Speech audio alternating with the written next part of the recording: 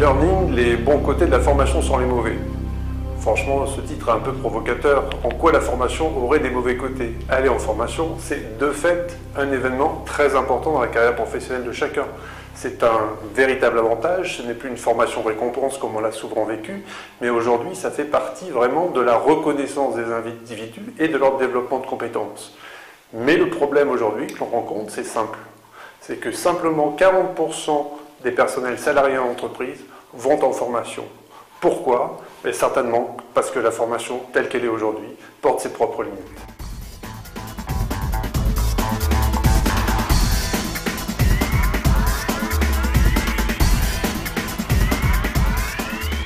Les limites de la formation sont liées à la bonne vieille règle du théâtre antique, l'unité de temps, de lieu et d'action.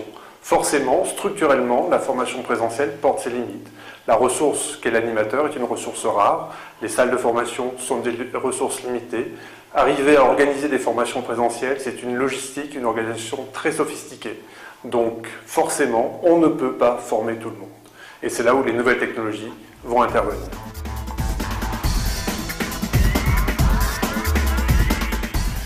Bien, les nouvelles technologies, comme dans tous les autres processus de l'entreprise, impactent fortement sur la façon de penser, organiser, délivrer la formation.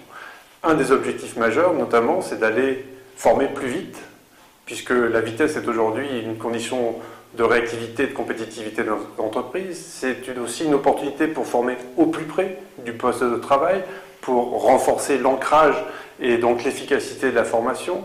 C'est former partout, en tout lieu, donc démultiplier l'effort de formation.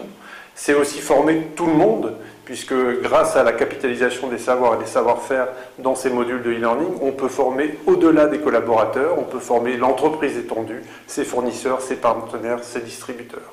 Et puis c'est aussi former mieux, parce que ce que l'on cherche, c'est pas simplement de faire des économies, ce n'est pas l'objectif, c'est de rendre le processus de formation de plus en plus efficace. Et les nouvelles technologies nous y aident. Et puis bien sûr, c'est former tout le temps, c'est-à-dire ne pas faire que la formation soit simplement un instant privilégié, mais que ce soit un véritable continuum pour faire que la formation soit quelque chose de vécu au quotidien pour plus d'efficacité pour tous.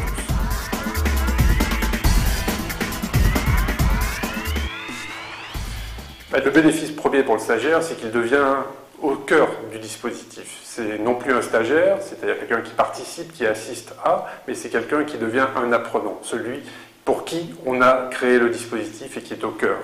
C'est aussi la possibilité, bien sûr, de parler de flexibilité. C'est ça que ça lui apporte en priorité, la possibilité de se former 24 heures sur 24, 7 jours sur 7, quand il le peut, bien sûr, en fonction de son agenda personnel et de son organisation personnelle, quand il le veut aussi, en fonction de son réel besoin, afin d'assurer un ancrage optimum. Et puis, bien sûr, c'est aussi en fonction de son rythme d'apprentissage. C'est lui qui va passer le temps qu'il faut sur la ressource qui est mise à sa disposition pour être sûr que ce qu'il apprend, il l'apprend réellement. Voilà. Et puis, dernier point, bien sûr, c'est d'où il peut se former également, puisqu'il peut se former depuis son poste de travail, selon les organisations, depuis des centres de ressources, bien sûr, à sa disposition, ou bien entendu, depuis son domicile, si l'entreprise est d'accord avec ce processus.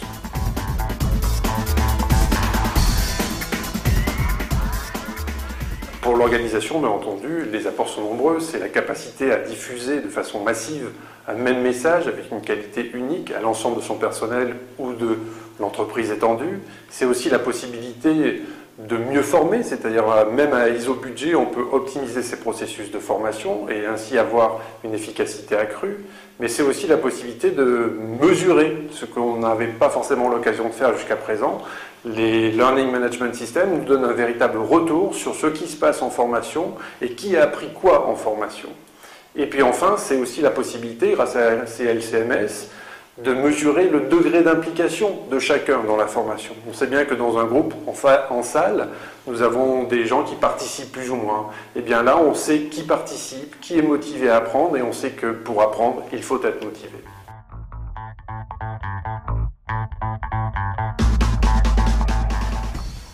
Voilà la question de fond que vous posez une fois de plus. Elle me paraît bien entendu d'actualité toujours, mais finalement, si je répondais par une boutade, je dirais la chose suivante, c'est que la formation à distance, elle n'a jamais été aussi proche, la formation, que depuis qu'elle est à distance, puisque vous y avez accès au bout des doigts, au bout de votre clavier, sur votre ordinateur, et par tous les moyens, elle peut être à votre contact, avec les mobiles, avec les PDA. La formation, elle n'a jamais été aussi proche de vous que depuis qu'elle est à distance.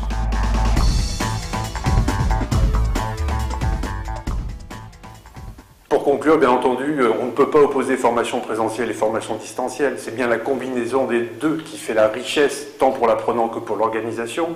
Et puis surtout, ce qui est important dans tout cela, c'est que c'est bien l'apprenant qui est au centre, mais c'est quand même le pédagogue, même s'il n'est plus acteur, et donc le simple faiseur de la formation, c'est lui qui va la mettre en scène, c'est lui qui va la produire. Donc son rôle change, mais il reste bien central. Donc apprenant ou formateur, apprenant ou pédagogue, l'entreprise et les organisations et les individus sont gagnants. Et puis il n'y a pas que, il y a aussi la société, puisqu'on peut même rajouter que grâce à la formation à distance et au e-learning, le bilan carbone de toutes ces opérations est tout à fait favorable, et donc nous devenons tous éco-responsables grâce au e-learning.